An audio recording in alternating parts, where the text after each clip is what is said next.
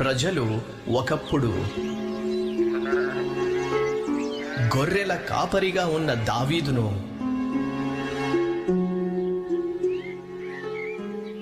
దేవుడు రాజసింహాసనం వరకు తీసుకెళ్లిన వాడిగా జ్ఞాపకం చేసుకున్నారు.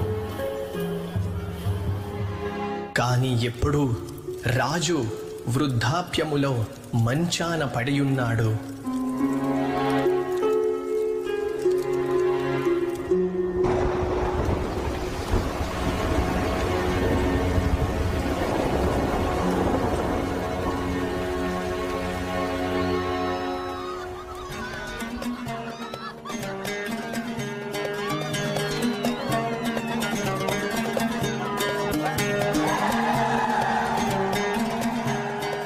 యెరూషలేము దక్షిణ ప్రాకారానికి దగ్గరగా దావీదు అనుమతి లేకుండానే అదోనియా తనను రాజుగా ప్రకటించుకున్నాడు.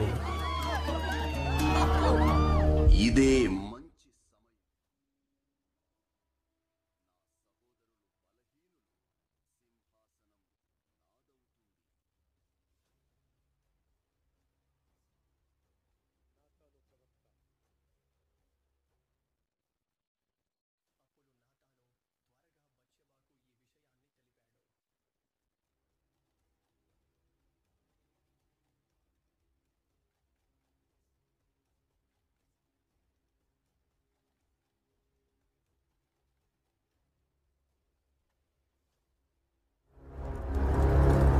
అదోనియా తనకు తాను రాజుగా ప్రకటించుకుంటున్నాడు. మీరు మౌనంగా ఉంటే మీరు సొలొమోను ద్రోహులుగా భావించబడతారు.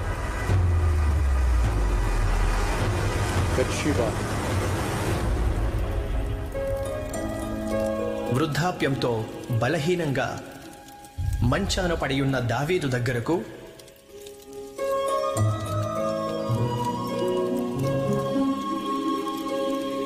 రాజ్యం భవిష్యత్తును మార్చగల సందేశంతో బత్షెబా వచ్చింది.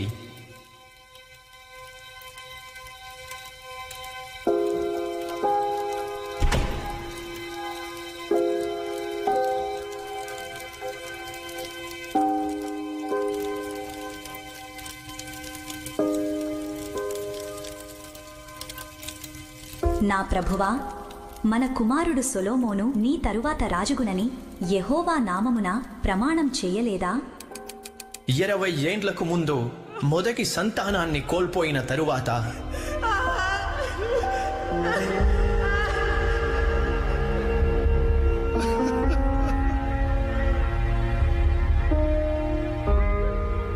దావీదు బత్షెబను వివాహం చేసుకున్నాడు. ఆమె సొలొమోనుకు జన్మనిచ్చింది.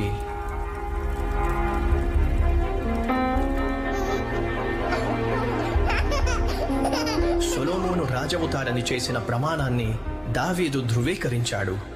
నిశ్చయంగా మన కుమారుడు సొలొమోను నా తరువాత రాజుగా ఉంటాడు. నా స్థానంలో అతడు నా సింహాసనంపై కూర్చుంటాడు.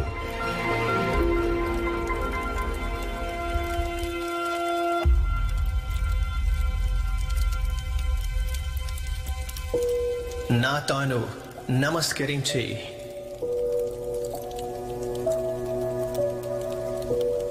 నా రాజా, 20 సంవత్సరాల క్రితం మీకు యెహోవా చెప్పిన మాట గుర్తుందా?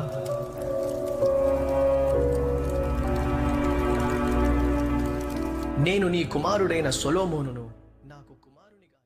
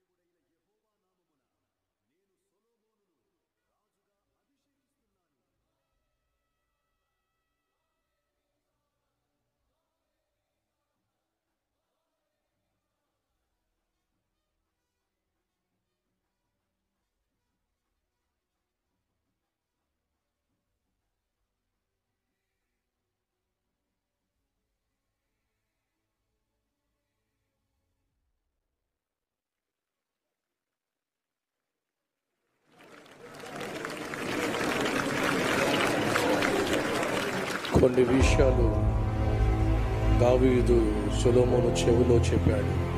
ఏమిటవి?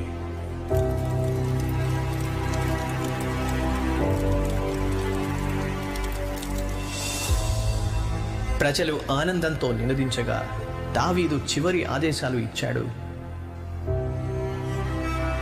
యోవాబు రక్తపరాధం శిక్షించబడాలి. అరణ్యంలో తనను శిక్షించిన షిమీ కూడా శిక్షించబడాలి. షమీని లేపేసే. అదోనియాకు తోడైన యాజకుడు అబ్యాతారును తొలగించమని, అబ్యాతారును తీసేసే. తన నిర్బంధ కాలంలో సహాయపడిన బర్జిల్లయి కుమారులకు కృప చూపమని ఆజ్ఞాపించాడు. దేవునికి నమ్మకంగా, శత్రువుల విషయంలో జాగ్రత్తగా, మిత్రులకు కృతజ్ఞతతో ఉండు అన్నాడు.